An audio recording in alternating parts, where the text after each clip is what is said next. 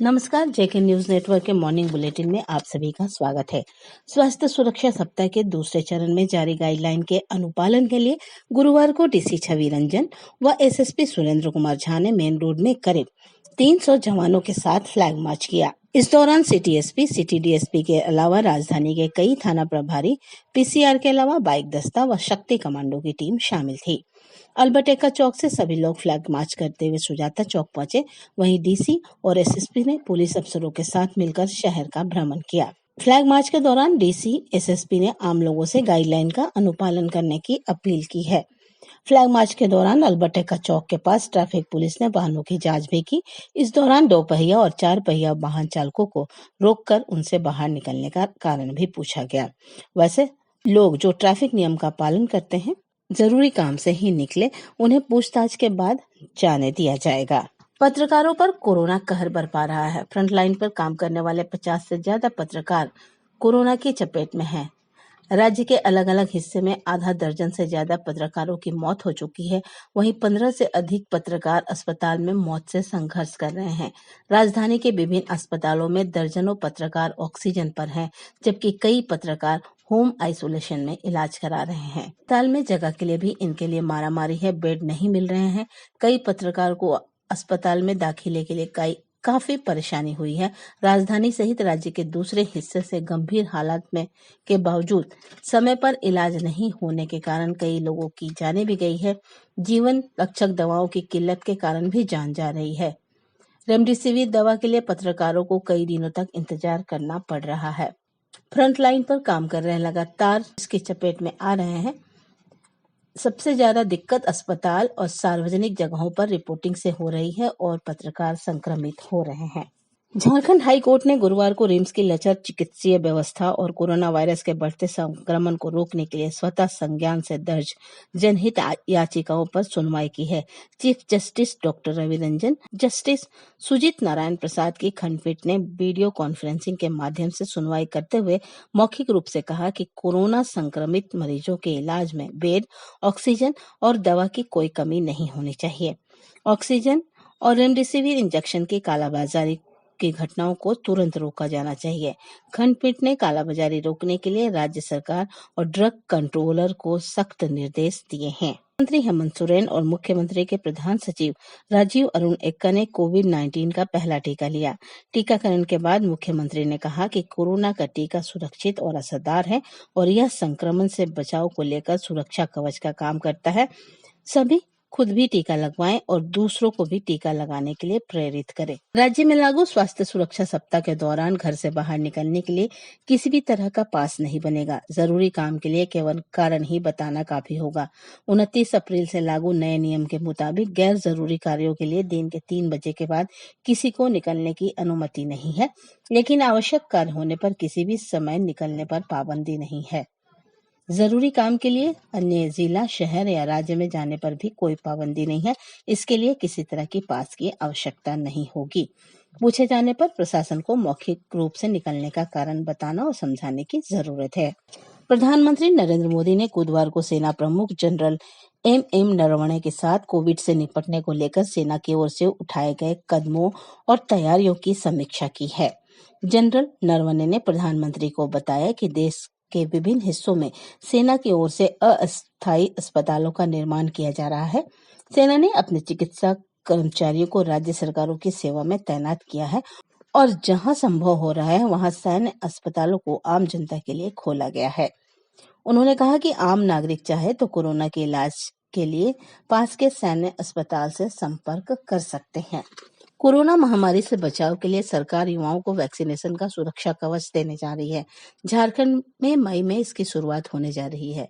रक्तदान में युवाओं की भागीदारी सबसे ज्यादा होती है, इसलिए युवाओं से टीका लगाने से पहले रक्तदान करने पर जोर दिया जा रहा है। वैक्सीन प्रोटोकॉल के अनुसार 28 दिनों तक आप रक्तदान नहीं कर सकते, इसलिए यह और भी अहम हो जाता है कि टीका से 1 या 2 दिन पहले आप रक्तदान करें। इससे सैकड़ों लोगों की जान बचाई जा सकती है। ब्लड बैंक के विशेषज्ञों का कहना है कि युवा अगर टीका लेने से पहले रक्तदान कर देते हैं तो 3 माह बाद दोबारा रक्तदान कर पाएंगे। पहले रक्तदान करने से 3 माह के भीतर उनका वैक्सीनेशन का दोनों डोज भी पूरा हो जाएगा। वहीं कई मरीजों की जान भी बच जाएगी। एक ओर झारखंड सरकारी अस्पतालों में वेंटिलेटर बेड के अभाव में रोजाना कई संक्रमितों की मौत हो रही है। वहीं दूसरी ओर सरकार निजी अस्पतालों को किराए पर वेंटिलेटर देने जा रही है। राष्ट्रीय स्वास्थ्य मिशन ने एक ऐसा ही पत्र निजी अस्पतालों के निदेशक, अधीक्षक और इंचार्ज के नाम जारी किया है। अस्पतालों से कहा गया है कि जिनके यहाँ भी कोविड आईसीयू की क्षमता मौजूद है, वह मामूली किराया देकर वेंटिलेटर ले जा सकते हैं। इसके लिए स्टेट नोडल अधिकारी के तौर पर सभी जिलों के उपायुक्त को इसकी जिम्मेदारी सौंपी गई है। निजी अस्पतालों के लिए बाकायदा बड़े से छोटे अस्पतालों के लिए भी रेट फिक्स किया गया है। इसमें ए कैटेगरी के लिए 1250 रुपए, बी के लिए 1000 और सी के लिए 750 रुपए प्रतिदिन के हिसाब से रेट तय है। कोरोना से निपटने के लिए झारखंड को पीएम केयर फंड से 460 वेंटिलेटर उपलब्ध कराए गए थे, पर रांची सहित कुछ जिलों को छोड़ दे तो राज्य के अधिकतर जिलों में वेंटिलेटर का उपयोग नहीं किया जा सकता है। कहीं डॉक्टर और टेक्नीशियन के अभाव में वेंटिलेटर फंक्शनल नहीं है, तो कहीं गोदाम में ही पड़े हुए हैं। राज्य में कोरोना ने गुरुवार को 145 लोगों की जान ले ली। वहीं 5,961 नए कोरोना संक्रमित पाए गए। सर्वाधिक केस जिन जिलों में मिले हैं उनमें रांची में 1,539, पूर्वी सिंहभूम में 890, हजारीबाग में 413, बोकारो से 320, देवघर से 251, पश्चिम सिंहभूम से 247 और रामगढ़ के 222 नए केस शामिल हैं। वहीं कोरोना संक्रमण के कारण रांची में 59, रामगढ़ में 13, पूर्वी सिंहभूम में 12, धनबाद में 11, हजारीबाग में 8, बोकारो व खूंटी में 7, कोडरमा में 5, सरायकेला व पश्चिम में 4, गिरिडीह में 3, पलामू और साहेबगंज में 2, गुमला, देवघर, जामताड़ा, लातेहार, लोहरदगा में 1 कोरोना संक्रमितों की मौत हो चुकी है। सदर अस्पताल के तीसरे तल्ले पर स्थित कोविड आईसीयू वार्ड में गुरुवार शाम 4 बजे अचानक ऑक्सीजन खत्म हो गया। इससे कुछ देर के लिए अफरा तफरी की स्थिति बन गई। वार्ड में भर्ती 60 मरीजों को सांस लेने में दिक्कत होने लगी। इसके बाद परिजनों ने हंगामा शुरू कर दिया। मौके पर 2 डॉक्टर और मरीजों के ऑक्सीजन मास्क को चेक करने लगे। कुछ मरीजों की छाती दबाने लगे तो कुछ को बेड पर पेट के बल उल्टा सोने को कहा गया। यह स्थिति करीब 15 मिनट तक बनी रही। गनीमत है कि इस दौरान किसी भी संक्रमित की जान नहीं गई। इसके बाद 18 सिलेंडरों को ऑक्सीजन पाइपलाइन से जोड़ा गया। हालांकि यह व्यवस्था ज्यादा देर नहीं चल पाई और शाम 7:20 पर ऑक्सीजन दोबारा खत्म हो गया। लेकिन उसके बाद अस्पताल प्रशासन स्थिति सामान्य करने में जुटा रहा और बाद में स्थिति सामान्य भी हो गई। स्वास्थ्य विभाग के औषधि निदेशालय द्वारा गुरुवार को राज्य के 90 अस्पतालों में रेमडेसिविर इंजेक्शन के 2,294 वायल की आपूर्ति की गई। बोकारो, देवघर, धनबाद, पूर्वी व पश्चिमी सिंहभूम, हजारीबाग, रामगढ़, गिरिडीह, गोड्डा जिला, रांची व अन्य जिलों में रेमडेसिविर का इंजेक्शन दिया गया। चारा घोटाला मामले में सजायाफ्ता राजद सुप्रीमो लालू प्रसाद गुरुवार को जेल से निकल गए हैं। अब अस्पताल से छुट्टी मिलते ही वह घर चले जाएंगे। गुरुवार को लालू प्रसाद के वकील ने 10 लाख जुर्माना जमा किया। इसके बाद सीबीआई कोर्ट से रिलीज ऑर्डर जेल भेज दिया गया है। भाजपा के पूर्व प्रदेश व पूर्व सांसद लक्ष्मण गिलुआ का शुक्रवार को निधन हो गया। गुरुवार को तड़के 2:50 पर उन्होंने टाटा मोटर्स हॉस्पिटल में अंतिम सांस ली।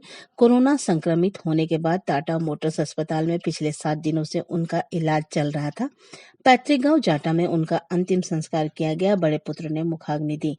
अंतिम संस्कार के मौके पर उनकी पत्नी मालती गिलुआ, 2 पुत्र पुत्री के अलावा ललित मोहन गिलुआ, प्रताप कटियार समेत कई लोग मौजूद थे। गिलुआ के निधन की खबर सुनते ही भाजपा में लोग शोक की खबर छा गई है। पूर्व सीएम सहित कई नेताओं ने अपनी संवेदनाएं प्रकट की है। गुरुवार शाम को पश्चिम बंगाल के अंतिम चरण का मतदान संपन्न होते ही सभी की निगाहें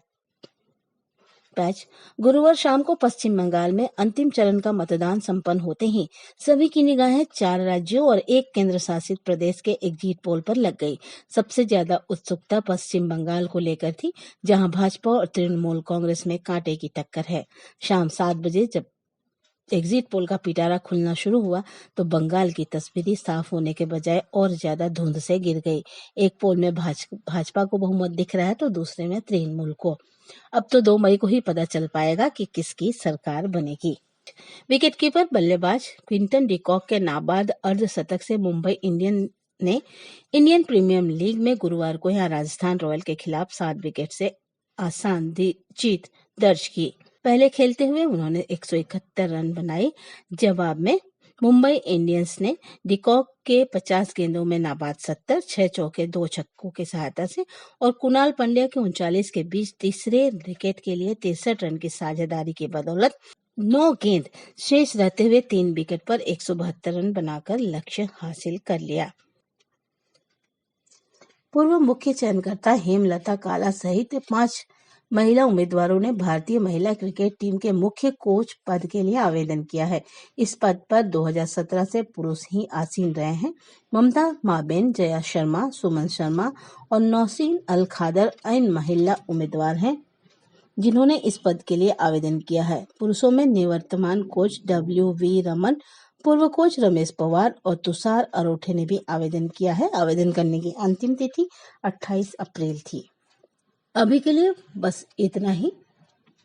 JK न्यूज नेटवर्क आपसे अपील करता है कि घर पर रहें, सुरक्षित रहें और कोरोना की चेन को तोड़ने में सहायता करें।